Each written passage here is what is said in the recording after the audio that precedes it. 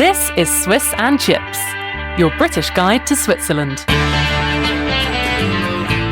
Hello, you're listening to Swiss and Chips. I'm Jo. And I'm Simon. This podcast is all about talking about the highs and lows of moving to a new country, funny misunderstandings between the Swiss and the Brits, and the dark and bright sides of living in Switzerland. If you're new here, we want to help you move to Switzerland, get rid of your fears, help you settle in. And if you haven't yet, you can join the Swiss and Chips community for additional content and member chat. Subscribe for free on swissandchips.com. Well, that was a nice advertisement for first-time listeners. What's on the menu today? Today, we are going to be talking about listener feedback, first of all. We've had lots of very nice and very interesting messages, so we're going to have a little look at those. We'll be talking about today's episode topic, which is unspoken Swiss rules. Lots of those. Then we'll go to our Swiss bytes very briefly, learning Swiss German, which I know loads of you love listening to. And at the very end, we'll have a listener poll as well. Yes, so it's fully packed. So let's dive right in. Listener feedback. We got so much listener feedback, and we want to pick a few because they are extremely nice. So thank you everyone for reaching out. We can't mention everyone just yet, but everyone can be assured you are still in our list, our checked mail list. How do you say that? It's somewhere in our inbox, in the deep grounds of inbox. You can rest assured that we read your message. Yes, and they are still in my inbox. Aha, right. You didn't delete them, you mean? No, I mean, they're still in the pipeline, but... Flagged for reply. Wow, that was difficult, but here we are. So, shall we talk about our poll from last time, Yes. first of all? Okay, right. So last time we were talking about lufting. Yes, and we can straight away give the first feedback we got from Robin. Yes. Thank you, Robin. You said the word you're looking for is cross-ventilation, and I think it's true. Yes. So we were talking about this process of opening windows and doors to get fresh air in, and we were struggling to find To get a draft. What's that called in English? And Yes. Robin said cross-ventilation. Yes. Very nice. So, who are you, we asked in our listener poll. Luft for fresh air or keep it nice and warm person? There were 3 possibilities. First one was, I want fresh air. Second one was, I prefer cozy and warm. Third one was, I'm the tipping person, tip the window. If you have the opportunity in Switzerland to tip it, so tip it. Tip it like it's hot. And if you don't really know what we're talking about, listen to our last episode. Yes. Basically. The results, fresh air, 90%, tipping person, 11%. I prefer cozy to fresh air, 0. Interesting.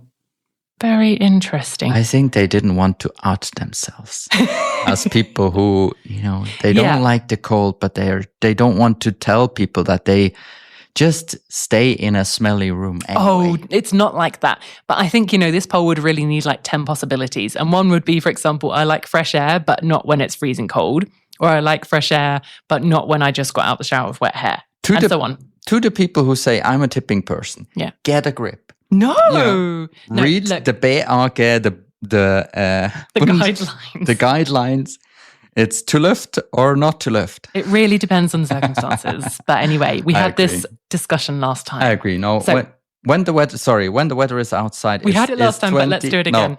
No. Yes, it's 22 degrees outside. Then I tip the window because then it's going to be inside and outside perfect. It's like living inside but outside. Living right. Okay. Thank you. Now then, shall we go to our everyone? Shall we go to our first message? Can't see what she did, but she gave me the stop sign. So it's true. Yeah, it just came out like that. That's only because we had so many nice messages, and I would like to get to them because people are waiting very patiently for their message to be read. Sure, go ahead. Okay, the first one came from Harriet. Harriet, thank you so much for such a nice email that you sent to us. First of all, she said, I want to thank you both for a wonderful podcast. Harriet, you are welcome. She moved to Switzerland about 2.5 years ago from England, and she said the podcast has been like having a cheerleader accompanying her while she learns more about the land, culture, food, and languages. That's exactly what we wanted to do. Yes, we want to be your cheerleader. That's exactly what we want to be. That was so nice to listen, to read it. I absolutely loved it. And she particularly liked the new episode about lufting that we were just talking about. I think, Harriet, you know what's going on here when we have this discussion. She said it's a constant topic in their house. She's married to a German. I even see social media videos about Germans and their lifting. So I know it's a topic there as well. They know the drill. Yeah. But what she said very interestingly was that when she first started working at hospital here, she was shocked at how you could open the windows as it seemed like such a jumping risk. And she said in London, she never saw a hospital where you could even tip the windows. This reminded me of a story. Yes. When my mother was at the hospital a few years ago. In Switzerland? In Switzerland. Yeah. And this is a good one. I went to visit her and she said, because I said, how is it going and stuff? And she said, yeah, really good. And she has always nicer company because there are always birds flying at the window. And she said it's super nice because she can feed them. And sometimes they come in and she feeds them. And she said, but the nurses told her she's not allowed to do it because of health and safety. Yes, because of hygiene reasons. So she said she's not really allowed to feed them anymore inside, but she can have it open so she can see the birds coming to the window.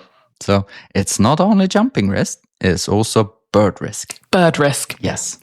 Yes. It's a big problem potentially, or a big joy depending on which side you're on. So yes, thank you very much. Back to Harriet's message. She said she finds it's a big part of Swiss health culture, to lift. To lift, exactly. You see how emotional I get, so yeah, it's true. It's absolutely true. Thanks a lot for your wonderful message. It was so nice to read from you. We loved that. Thank you. We also had another message which said, brilliant episode again, guys. Gosh, thank you so much for spoiling us. And this person said that they love my windows that open in the UK with a kind of smiley winky face. And I said, we have these tiny windows that you can open just a tiny bit. So obviously someone knows what I'm talking about. This message came from Catherine. And she also mentions health and safety. And she said, you know what, I think you need to do an episode about health and safety in the UK versus Switzerland. And I think she's right. And we will get into that in another episode. I'm going to leave that cliffhanger there. But there is a big difference. And I think, Brits, you know what I'm talking about. Yes. And she said the translation of Durchzug is quite tricky depending on the person. And she said, for example... Macht Fenster zu, es gibt Durchzug. Can you translate that? Oh, no. And she said, I'll give you her translation. For her, she said that would be like saying, close the window, I'm dying of the cold. It's blowing gales in here. But if it were my British husband, it would mean close the window, there's a through wind or a little draft. Yeah. And usually this sentence you only say when doors are closing and... Doors are banging, and papers blowing around. But it's the ideal circumstance to have Durchzug. Durchzug, just to come back to Robin, thank you, cross ventilation. Yes, thanks a lot, Robin. You really helped us out there. Okay, and then we had a message from Lisa, and she's been in Switzerland for 14 years. She shared some great stories. One about the washing room. Shared washing with 20 apartments. She used to get very stern reminder about drying room etiquette, and she could only wash once a fortnight. Yes. See, I told you that's the thing. Yeah, it's an older message, as you can hear. It was about the washing, and this is shocking. Yeah. Once a fortnight. I told you it's like that. And I still know people today who say they have that rule. Wow. It's not an urban legend, it's truth. Wow. Yeah. Then I'd rather go and smack my t-shirt on a rock, I think. I'd rather die than just do washing. No. If someone else is doing it for me, it'd be fine. She also had a feedback about crossing borders on foot. Which we talked about a few episodes ago. Yeah. Didn't we? And she said that her daughter was crossing the border between Switzerland and Germany during ice hockey warm-ups in Kreuzlingen. Yes, and even more interesting, I found that she was skiing in Switzerland and had a pizza in Italy while skiing on her school camp in Zermatt. Yeah. Fun. That's a cool thing to do. Yeah. Cool. So loads of messages. Thank you so much. We'd love to hear from you. If you want to get in touch with us, then you can send us an email, hello@swissandchips.com. Cool. Let's move on to the topic of the day. We had a few unspoken Swiss rules in the past. We had a few episodes about it, and there are more and more coming up. So we thought we're going to make it a series. And today is part 1 of this series. And we talk about one unspoken Swiss rule, which is be ready to order drinks before sitting down. Yes. If you go to a restaurant. Exactly. Not just in your house. Yes. No, but it's true. We had this very often at the beginning of our relationship when we went somewhere and, I sat down and a waitress or a waiter came and said, what would you like? And I said, a coffee, and looked at you and you were like, what do you want from me? I need the menu. Yeah, I don't know what you've got. Why don't you order? I don't really know why you're not ordering. This is something I don't like that much, I have to say. Not that much, yeah.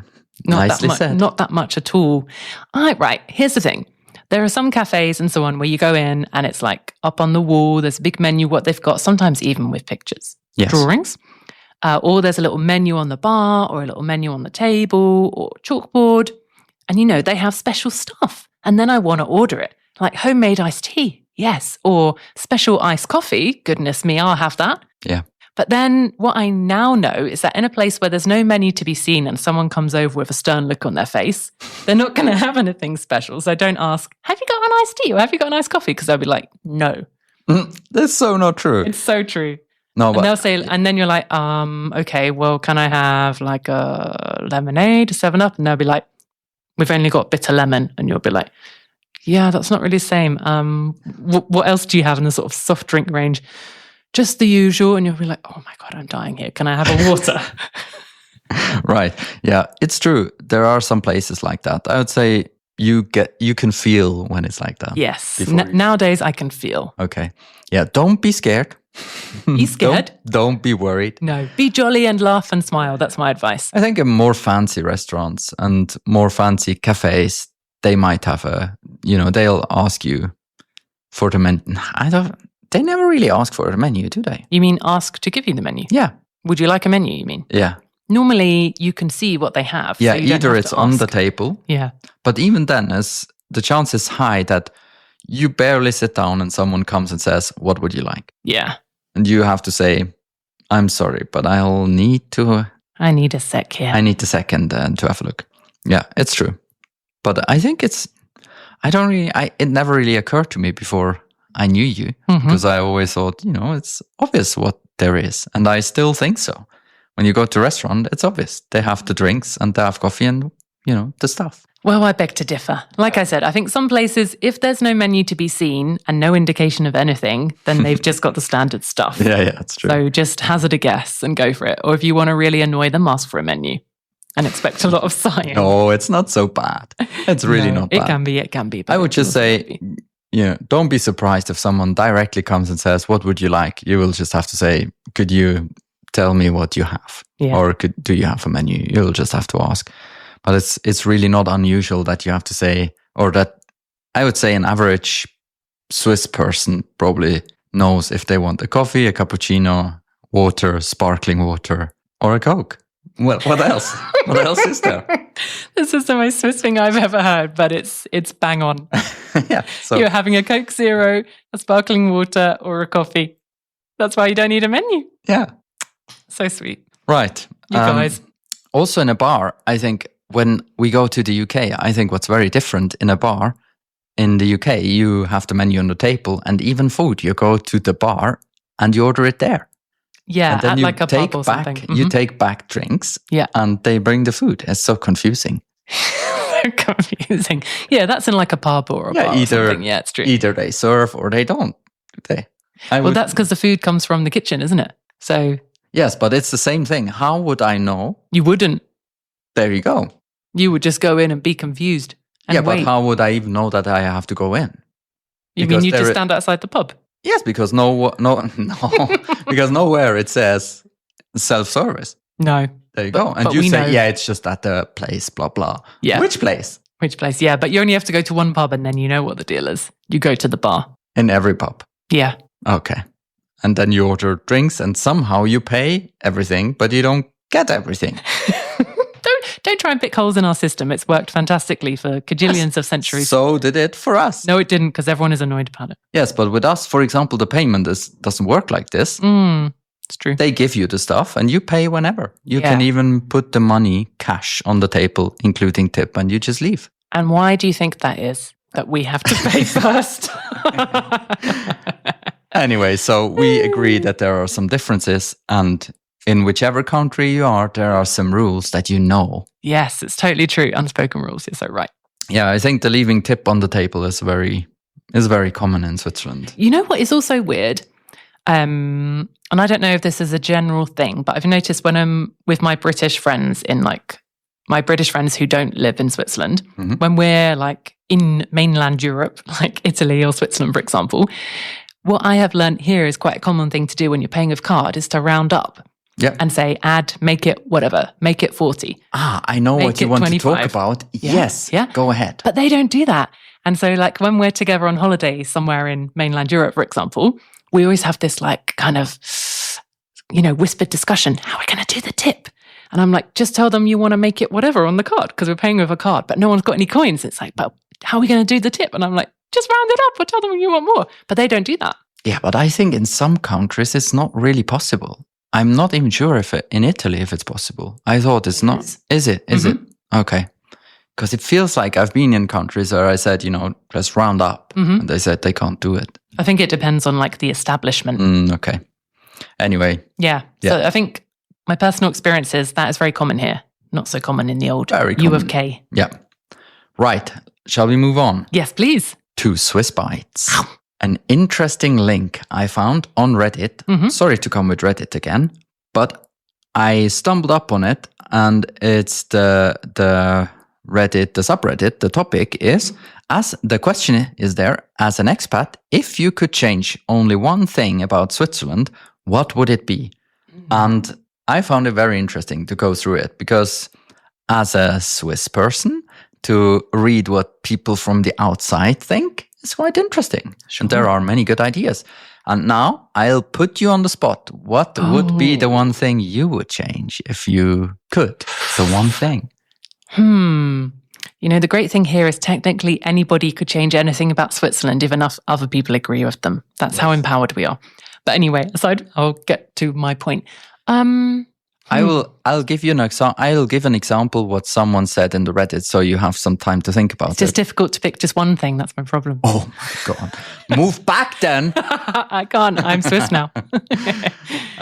So one person said, "Have teeth included in one's health insurance," and it's so true. We have a health insurance where everything except dental care. Accidents is included, but also dental care is not included, and it's really a thing. You have to be very aware before your child turns 4. Basically, you have to have an insurance for the teeth. Otherwise, you get a big surprise when they turn 10, and someone says, a dentist says, your child needs some iron in braces. Yes. Can get very expensive. So did you come up with one point that you want to change? I was listening so intensely. Here's the thing. It's like, do I pick a serious thing that would benefit the whole of society, or do I pick one thing that benefits you that annoys me quite a lot? Oh, I'm intrigued to hear both now. Okay, I'll tell you both then. So I think it shouldn't be allowed that people who work in supermarkets shove your stuff to the end of the conveyor belt and keep the conveyor belt going while everything gets crushed at the end. That should just not be allowed. That's literally never, ever been in my head in my whole life. That annoys me so much. And when I say to them, hey, can you turn the conveyor belt off? They look at me like, what? And then sometimes I say things like, we can't do that. You tell people to turn off? I ask politely, because look, imagine all your stuff. Vroom, vroom, it's shoving down the conveyor belt. At the end, a gigantic pile is growing, and things like eggs are getting squashed, and then pack it in then. More and more comes, and it's like, just turn the stupid thing off. Stop crushing my stuff. Oh my God. I hate that so much. But they don't do this in the UK. They're supposed to help you pack the bags. What? Help you pack the bags. Why? Or once they see things are piling up, they stop the conveyor belt because it's stressful and annoying and your stuff gets squashed. It's stressful, so people move on. Oh man, I really hate that. But do you know what? I just go to self-checkout now. Even when I have a gigantic trolley, I still go to self-checkout. Wow, see, that's exactly what I meant. Yeah. An outside perspective. Because that would have never, ever in my whole life occurred to me that you can even turn it off. I mean, obviously they can turn it off, but why would they? It's because it's nauseous. Move on, people. Move on. Oh man, I really hate that. Right. The serious thing. The serious thing would be probably something to do with the school system.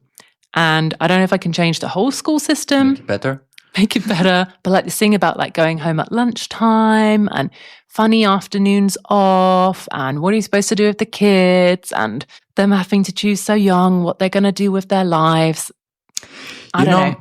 It's interesting you say that because if I could change something, it's obviously also the situation we are in. But I think with family arrangement, Switzerland is so far behind. Yeah. It's just, be it maternity leave or parental leave, be it how much paternity leave a father gets, and also the arrangement with the kita, with work, and get everything under a hat. Is that the saying? No. To get a grip on everything, you mean? Yeah. To put everything under a hat. No. Is it because I wore a funny hat today? No, but it's a saying in German. Alles unter einen Hut bringen. Yep. Okay. No. So, you know what I mean. Yeah. Just to have everything under control. And then it's not only food at lunch, it's be at time in the morning and in the evening and during holiday. Everything is, and we are living in a city and it's much more difficult if you're not living in a city. Absolutely. And that's why I think, often the woman or the mother doesn't work because what alternative do they have? Nothing. Yep. Wow, that went off to a very serious topic. Sure did. Let's quickly move on before anyone notices. And let's move on to learning Swiss German. Oh, goody. Okay, great.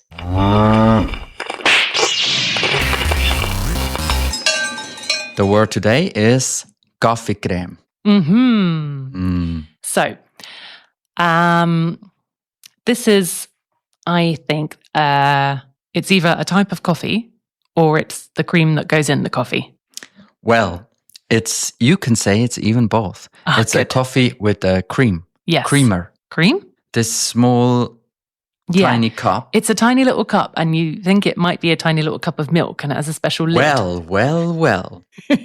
Interesting. Yeah. So everyone knows them. You get them at hotels, for example, or whatever. And our daughter, she always opens them and drinks them because it's milk. She started doing that by herself.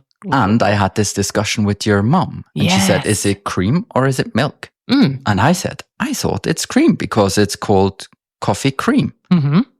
That's why you order a coffee with cream. That means a normal coffee, a Swiss coffee style is like a mixture of a Italian coffee and an American coffee. Yeah. A big cup of coffee with this tiny cup cream. So if you order, instead of a cappuccino, you can order a Gaffi Crème. It's very traditional. I think most people would order this in the olden days. Yep. Nowadays, we are more fancy and order, schmazzapates and so on. No, you don't. No, but, matcha chocolate ice latte. You order that, do you? No, but... Right, off the menu. Anyway.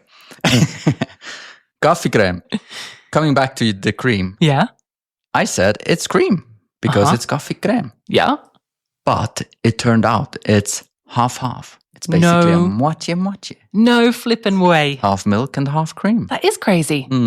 And, Wild. it's weird because most people are having one of these tiny micro pots of this milky, creamy stuff. Yeah. But for example, my mum was like, you'd have to use about 5 of those to have enough milk to go in but the it's coffee. cream. Yeah.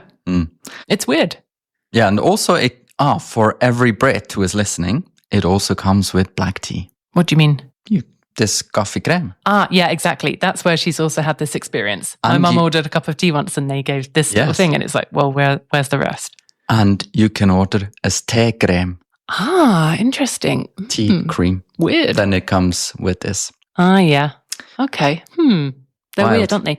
And they always have different pictures on the lid of that pot of milky cream you can stuff. collect them. And some people collect them. Many.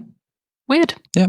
Well, I mean, Did fun. you call 80% of Switzerland weird just then? I mean, great idea. No, it's not weird. I only mean weird because wouldn't they be kind of sticky? You'd have to wash them. Well, wash them. You know, how sticky is milk? Quite sticky. No, you just wipe it and that's good. And then it used to be foil, I think, more foily. Yeah. Now it's very flat. And when it was more foily, it was more fun because then you could tip the one bit off from the milk cream pot, the plastic bit, and you can squash it flat with it. So it was very nice and flat and shiny. Yeah, and like that, it also seems more collectible. But now it's very thin kind of plastic, isn't it? It's a bit like, will it stay that nice? I don't know. Me neither. If you're one of these people who collects those things, please send us a picture of your collection. Tell us how you feel about the stickiness vibe. I really hope now that this cream story is true because I can't remember who told us or if I looked it up. Let's just pretend. It's 100% true. Yes. Right. Let's move on to our listener poll. Oh, goody. And I think this time, we are not doing a listener poll, but please write to us and say, what would the one thing be that you would change about Switzerland? Yes, great. You can write a sentence, you can write a word. You can also, by the way, send us an audio message if you want to. No problem. We will play it on the show. It would be super fun. Either you can you can send it with an explanation or just without, whatever you want. And then we'll guess why.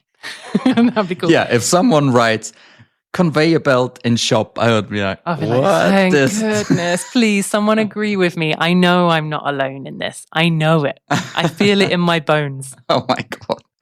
All right, let's wrap it up. Yes. So thanks very much for listening. Thanks for listening. And don't forget to write, what's the one thing that annoys you most? No. The one thing you want to change. That you would change in Switzerland. Thank you very much for listening. Bye. Bye.